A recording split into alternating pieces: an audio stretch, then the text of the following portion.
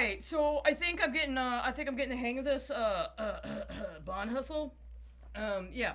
I just watched a speech provided by, or a presentation provided by Dr. Rashid Khalidi in 2011, if I'm not mistaken. And I want to offer my comments. First of all, it was presented on YouTube. I found it on YouTube. It's not one I found directly at a website for the University of Columbia or Columbia University, or through any website that is an official virtual forum for the doctor himself. So you have to deal with things like YouTube's user terms. And my experience has been frequently that when I am attempting to view something on YouTube, that there is often embedded in the back end code some form of what I could identify as a type of intonation.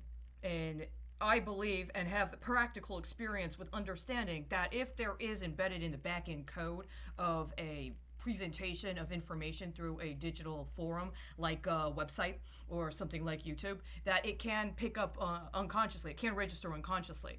And I have a personal experience with this. I have it in my evidence and what I consider to be my evidence. And I've been tracking certain kinds of trends related to these matters for several years. I did not check the back end code of that specific YouTube page. I did post what I understand to be the fifth comment on that page. But I'm saying that because some of the subtext of what was going on had a different kind of intonation or maybe attenuation than I believe would have been available had I been able to actually have attended the speech in person.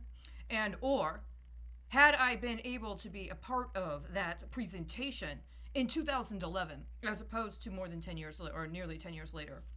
But there are some things he said. My understanding is that he was specifically talking about the context of empire. While the speech was entitled in a manner that implied a concept of dominance, or he was referring to a pending book regarding empire and the dominance of the United States during the Cold War. And one of the things it seems that he was very focused on, that I identified as part of the context that he was trying to present, had to do with the construction of the United States as an empire, or the evaluation of the United States as empire. And I'm going to say right off the bat, he does something that I saw and I read when I first read a book by a woman, Andrea Dworkin, who was a radical feminist scholar, and who herself did extensive evaluation on the role of national identity when it comes to characterizations of people in some form of struggle. The specific work of hers that I am referring to is one I've actually just recently encountered again, and I've read some of the introductory and some of the particular paragraph or particular chapters. It was called Scapegoat. I believe it's called Women, the Jews, and the Nation of Israel. And it was discussing matters related to construction. But she did something with the introduction and with the last follow-up, the chapter in that book, which is very comparable to what I saw Dr. Khalidi just do, which is begins by talking about and putting forward this premise or this potential hypothesis of a construction of a paradigm around which to see and evaluate factors that are being presented, but at the end discusses it from a perspective of, well, I've presented the information, but I don't know. I don't really know for certain if what I just put forward as a hypothesis actually applies in this specific context. Now, the question is, does this do something to the authority of the presenter? I'll be honest with you, I don't think it does. It could be considered a form of integrity. This is my thesis, this is my understanding of how to see it. But if I had to actually apply the standard that I've just explicated, I cannot say necessarily that it actually comes to bear. I cannot say that I've proven my thesis through the information that's been presented and would be able to definitively say, I have presented a thesis and here is how the thesis has been tested and hence it has been proven. It is a fact. I cannot prove this as a fact. Now, I don't have formal instruction in methodology related to the social sciences or to political science. But what I do understand is that in certain hard sciences and disciplines, that it is necessary to actually have a specific experimental regime and to actually have an experiment and to test the thesis through this experimental process, and one does not receive formal accreditation as the kind of professional that they are seeking education to acquire until they successfully prove a thesis. So, if you're in the social sciences or the humanities, this may have one impact on a consideration of integrity. It may also have one kind of impact on a consideration of your professional expertise. But then that calls up a very age-old dilemma between the hard sciences and the humanities. This is something that goes back many, many years. Actually, I remember when I was in high school, I had a physics teacher who actually said, you should read this book. It was a book by a man named C.P. Snow. Regardless of what you might think of him politically, when I was in high school and I read this book that had to do with specifically the distinction between hard sciences and humanities and the need to try to find some sort of reconciliation of them, it was very, very important. And I think it might have provided a sort of preventative measure, a sort of fortification at the onset of what I was to later experience, and has helped me despite what would have been personal experiences that may have been considered by those that were identifying them within some sort of observational context very differently than somebody that was dealing with them in a sort of material context. So it's why when you have somebody with the kind of credibility that I understand is, and also with the kind of reputation, which I've always understood to be one that was a very high caliber reputation, the kind of thing that through the works and through his actual professional comportment, at least insofar as I knew of it up until 10 years ago, before that speech, by the way, would have considered it to be one that I would have respected, even if I had not had a personal or very in-depth experience with the actual work that he did as a professional. And so to hear that kind of a challenge put forth and hear that kind of a thesis put forth with that kind of ending is a way that my initial response is to say, at least it would have been 10 years ago, would have been to say, well, at least he's being honest. This is he's not trying to force the argument. He's not trying to force a presentation that is going to fit into a predetermined outcome, that there is some sort of intellectual authenticity here. I'll be honest with you, 10 years down the road, it sounds different. Right? And so it's one of these things where you present an argument and you give a very, very specific kind of contextualization, and you speak with authority that I can't really challenge in terms of how you present yourself or what you present, but to end it in the way you did. This, well, I can't prove my thesis. Well, are you understanding yourself to be somebody who has tenure? Are you understanding your audience as being people that are seeking for you to be in a role as a professional that is going to provide them through the actual comportment that they engage themselves in with a sort of modeling? And are you amenable to being challenged in that position? You see, this is also, I would believe, to be in accordance with what you actually said about empire. So from that positioning, I would say that what you didn't say actually, I believe, was resonating with things that were a sort of contrast with what you presented. So I'm going to share with you my what you stimulated, what you inspired in terms of what could potentially be a sort of reaction, or could be a response, or maybe an argument, depending upon how you would take it, right? So the first thing I'll say is that around 20 minutes in, you begin to discuss a matter. First of all, there was some sort of glitch in the actual presentation of the information. It went back. There's a good 5 to 6 minutes of the presentation that are repeated. And so the information regarding the relationship of empire to law and culture, your initial presentation in that presentation doesn't happen until 20 minutes in, when it should have happened sooner. And the question becomes, did you know this, or is this something that just happened for this specific time period? As I said, I did not read the back-end coding, so I don't know if that sort of loop is something that was done through the web server, or if that was something that was a part of the original edit on the subject or on the content that was then allowed to be uploaded under the auspices of an account associated directly with Columbia University.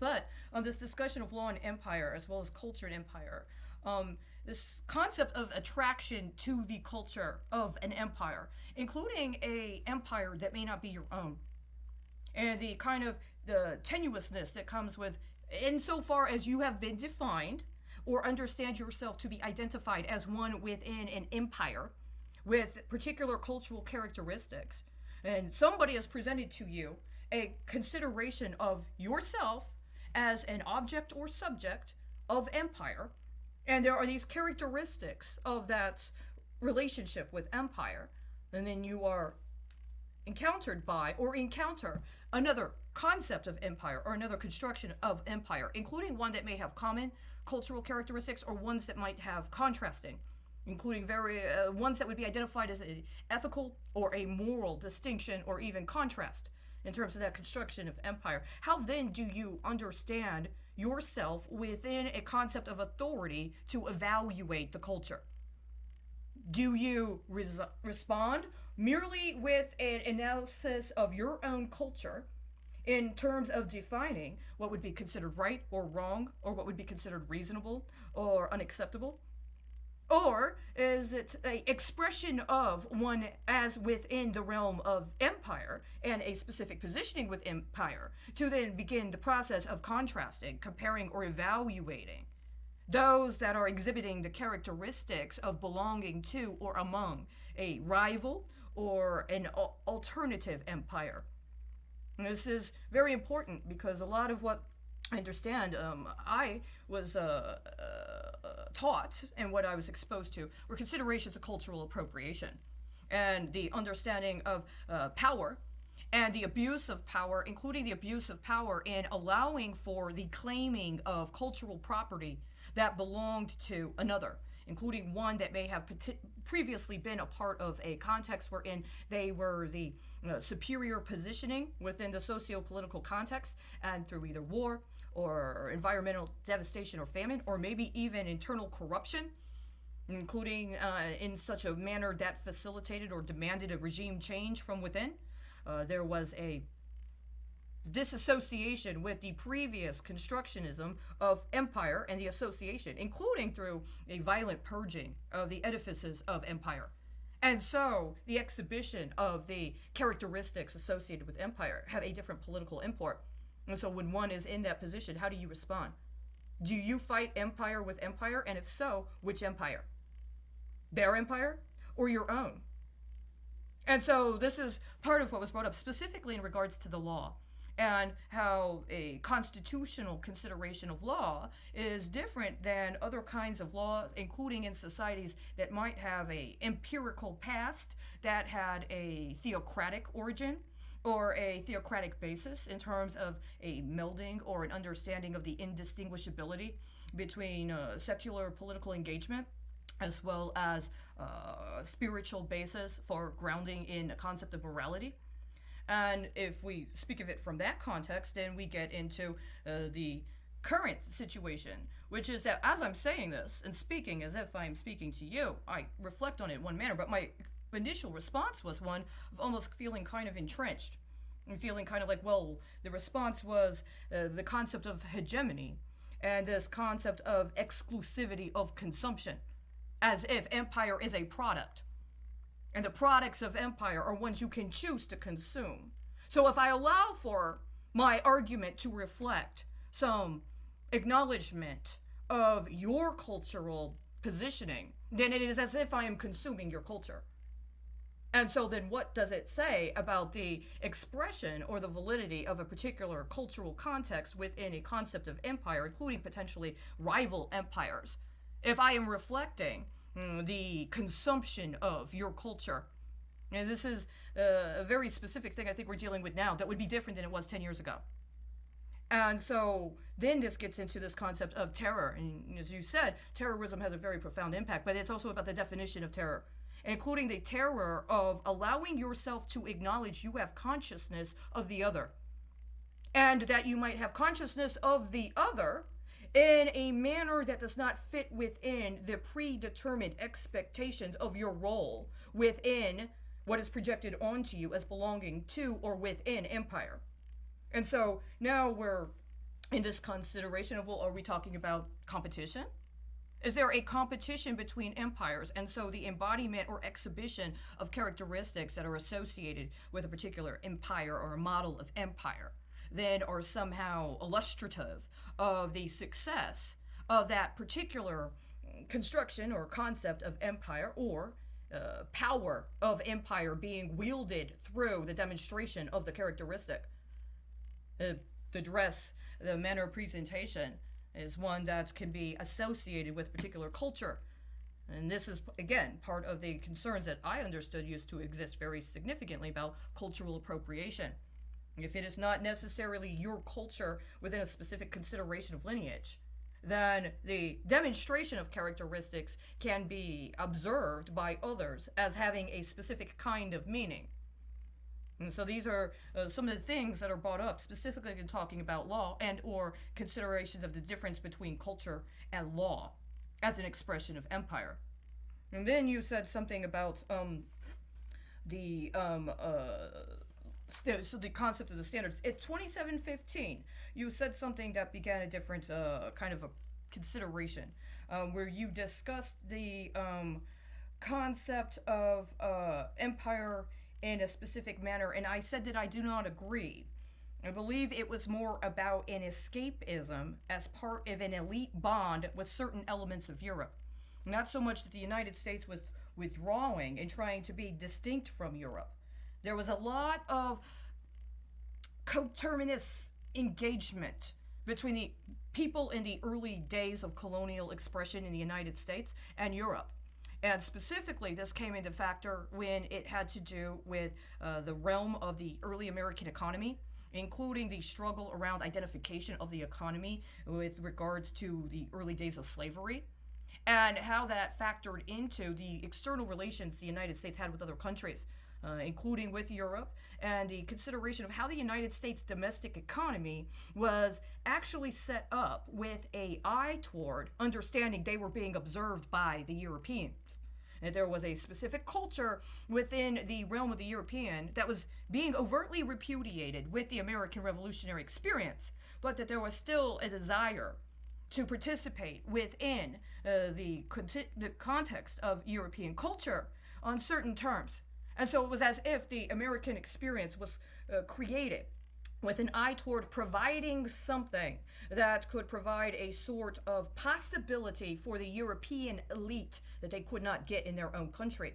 And so this is what I mean, this sort of merger or intersection of specific elements of the elite in a form of escapism. And so then if one has to consider, well, maybe it's not so much about escapism, right? I mean, one of the examples I brought up was the relationship between Ben Franklin and John Adams. When John Adams and Ben Franklin went to Europe during the Revolutionary War in order to try to promote the interests of the colonists, they had a completely different approach. And as a matter of fact, they were very rival. They were much in rivalry with each other. John Adams was very, very disappointed with the manner in which Benjamin Franklin represented the early Americans in Europe. And yet, Benjamin Franklin was the one they were attracted to when it came to actually being able to get some sort of response or some sort of engagement, particularly in the areas of France. What John Adams' approach was very different. But it was the approach that John Adams took that allowed for the kind of development that ended up occurring later when the American experience was able to integrate or to engage with Europe in what I would identify as a form of escapism. This is not with a judgment whether or not it's good or bad, but it provided the Europeans with a possibility on par with a concept that they were meeting a standard of civility, and yet they were able to engage in something that might be considered not appropriate for the kind of context within which they were dealing in Europe. And they could have fun in America in a way they couldn't have fun in Europe. Or they could take risk in and with America that they couldn't take within Europe. And so the contextualization of the emergence of empire within the United States also had this kind of illusory quality about it. It had this kind of fantastic quality about it that was not as I believe, as present or omnipresent as things that were going on, for instance, in the European revolutionary moments or movements. It may even speak to one of the reasons why the early stages of Marxist-Leninism or Marxism or historical materialism as a philosophy did not have the same kind of practical importance within the United States that it did within the European systems. But if there were to be, for instance, a consideration of rather than allowing a dialectic between elitism and escapism, but rather exceptionalism and elitism, And this is one of the things that's been talked about a lot in the United States, this concept of American exceptionalism. And that somehow there is a specific importance about the American experience that allows it to be accepted out of, but also allows it to provide itself as an exception that also is a form of exemplar. And so it is as if this allure is supposed to attract people, both as a model, but potentially also as a target for derision or criticism. And so then your response to that criticism is part of what defines us in the modern era, defines us in terms of concepts of human rights and civil rights and free speech. But then we get into another matter that I think is very important in terms of how you present things. And I want to start with a question, which is I don't know the answer. How many presidents in the United States have literal, practical experience with bearing arms? Actually shooting a gun, actually wielding a knife and or knowing sword work as a means of self-defense or even offensive maneuvers. And then if one were to say, well, if we're talking about others that have experience in leadership, including in countries that either have a current context of some form of empire or are decedents of historical legacy of empire, how many of those in leadership have actually bared arms themselves? You see, this is very important because of your discussion of the president as commander-in-chief, and then the relationship between the commander-in-chief not relinquishing the war powers during the Cold War to Congress. Well, the thing about Congress is the civilian leadership of the military. By and large, when war is called, and this is something very important to consider during the Cold War as well, when war is called, members of Congress, despite the role they have in being leaders of the military, expect to be treated like they're civilians. So does the president.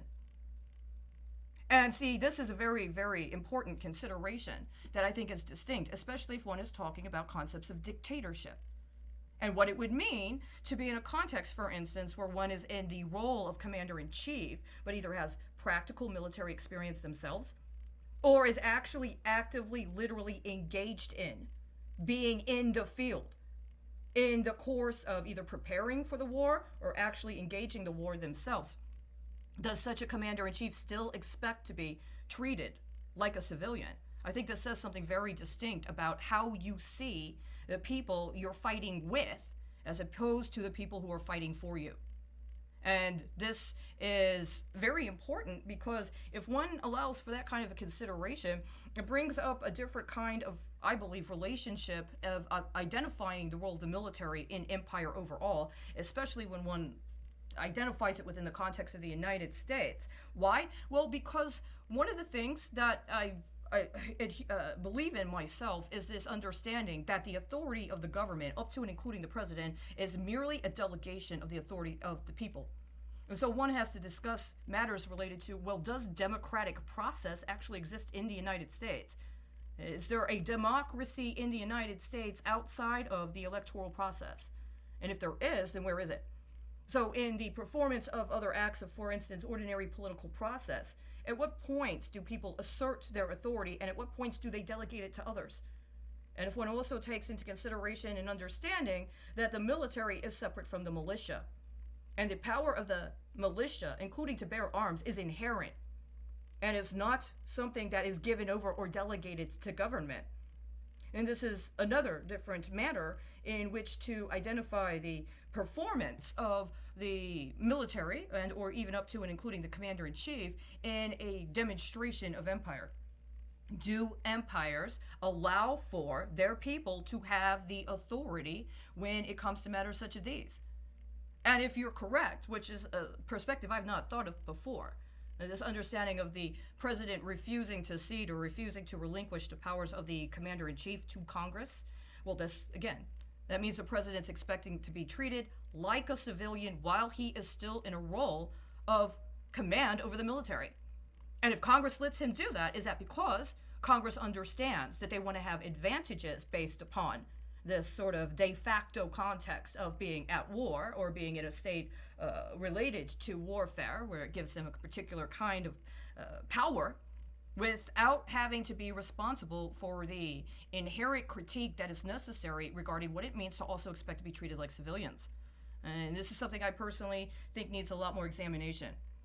If, especially, you allow yourself to be in a state of war, including a state of emergency, wherein the martial powers of a society are allowed to be made available, what does this say about the expectation of your treatment as a civilian when you're also in a command position related to determinations regarding deployment of the military or the response of the military? And I think that one of the things that has been happening in the United States, especially since the early 80s, if not since the Arab-Israeli War, has been a situation where we have not been honest and forthright with addressing that issue of power, and how that issue of power is also a sort of depletion of, or an abuse of, the delegation of the authority by the people to people that are in representative roles, including in the executive branch.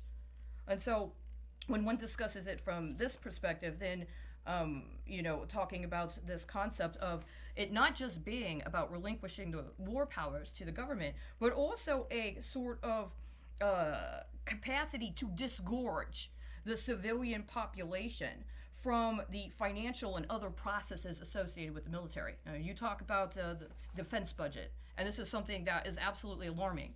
But what's also alarming is that while people will talk about it, including representatives to whom the authority of the people has been delegated, there is very little in the way of actually structurally challenging how the process related to the budget for the military is underwriting so many other programs, up to and including social services, and up to and including healthcare.